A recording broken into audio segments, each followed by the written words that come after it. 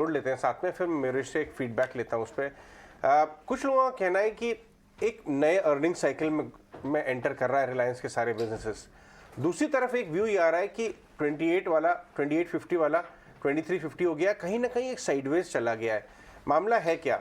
Bull bear situation समझ लें, positive negative समझ लें, बाजार को अंडर परफॉर्म तो कर रहा है इस समय। सौमित है हमारे साथ वो फैक्टर्स लेके, फिर इसके बाद हम मयूरेश से और अजीत से भी बात करेंगे चार्ट्स पे। Saumit, good morning.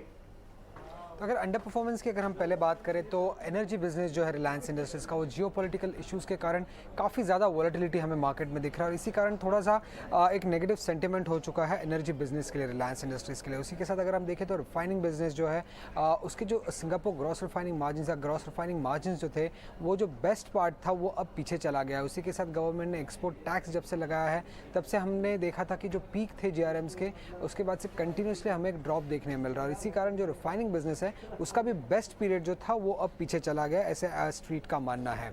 अब जो न्यू एनर्जी बिजनेस है जहाँ पे कंपनी पैसा लगा रही है उसमें एक एग्जीक्यूशन रिस्क का एक ओवरहैंग रहा है, क्योंकि एक एंटायरली न्यू बिजनेस लाइन है कंपनी के लिए, तो वो भी एक ओवरहैंग रिलायंस इंडस्ट्रीज के शेयर प्राइस पर लगा है।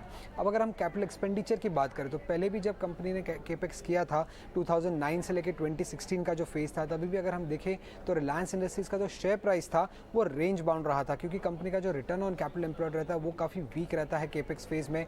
इसी कारण इस समय भी अभी जो फोर्थ केपेक्स साइकिल आ रहा है हमें थोड़ा बहुत वीकनेस कंपनी के शेयर प्राइस में दिख रहा है। उसी के साथ अभी तक कंपनी ने कोई क्लियर टाइमलाइंस नहीं दी है कि कब जाके आईपीओ होगा टेलीकॉम और रिटेल बिजनेस का। शायद नेक्स्ट एजीएम में कंपनी इस पर क्लैरिटी दे सकती है, बट अब तक कोई क्लियर टाइमलाइंस नहीं है। बट अगर पॉजिटिव साइड में देखें तो टेलीकॉम बिजनेस जो है उसमें काफ़ी ग्रोथ दिख रहा है, टैरिफ हाइक है, 5G लॉन्च होने वाला है, ब्रॉडबैंड बिजनेस भी काफ़ी ग्रो कर रहा है।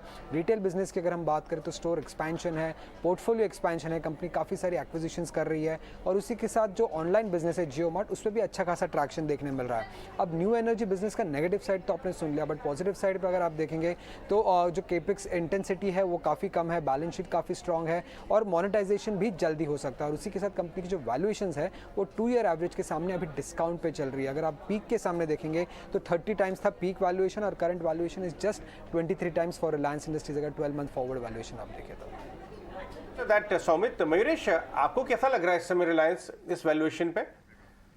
नहीं, आई थिंक रीजनेबली प्लेस्ड है, बट जैसे सौमित ने कहा, आई थिंक जो न्यू एनर्जी बिजनेस होता है और जो नया केपेक्स साइकिल होता है उसके वजह से जो एक कैश फ्लोज होते हैं वो रिस्ट्रिक्ट हो जाते हैं कहीं ना कहीं। और हालांकि आई थिंक जो रिटेल ओरिएंटेड बिजनेस है अजय, जो टेलीकॉम और रिलायंस रिटेल की हम बात करें, EBIT contribution is now become almost 50% तो अगर वो कंट्रीब्यूशन जो बढ़ते जाएगा, हम एक्सपेक्टेशन जो मान के रखते हैं कि आरपू इंक्रीजेस होंगी, जैसे डीमार्ट के केस में देखा, there is a definite scope in terms of contribution of revenue per square feet and therefore EBITDA per square feet should also improve retail businesses के लिए. I think those ROEs should on a consolidated basis start showing significant amount of improvement. But जो capex हो रहा है, I think like Somit mentioned even in the last phase, I think एक शायद एक restrict करे cash flows को and then the expansion that probably one is looking at in terms of forward numbers. So I think थोड़ा range bound trade रह सकता है रिलायंस के लिए। O'Neill pivot probably stands eight 2550, तो मुझे लगता है आई थिंक ये जो रेंज है ये शायद रिलायंस के लिए आई थिंक बरकरार रहे, but over a longer period of time obviously I think with all these new business verticals contributing and retail contributing significantly along with जो एक्सपेक्टेशन अब मान के चल रहे हैं, अगर सेपरेशन होती है, डीमर्जर्स होती हैं, वैल्यू अनलॉक डेफिनेटली होगी। I think longer play definitely है, but even from a short to medium term perspective मुझे लगता है एक रेंज बाउंड ट्रेड में शायद रिलायंस फंसा है। ऑलराइट, आगे बढ़ते हैं।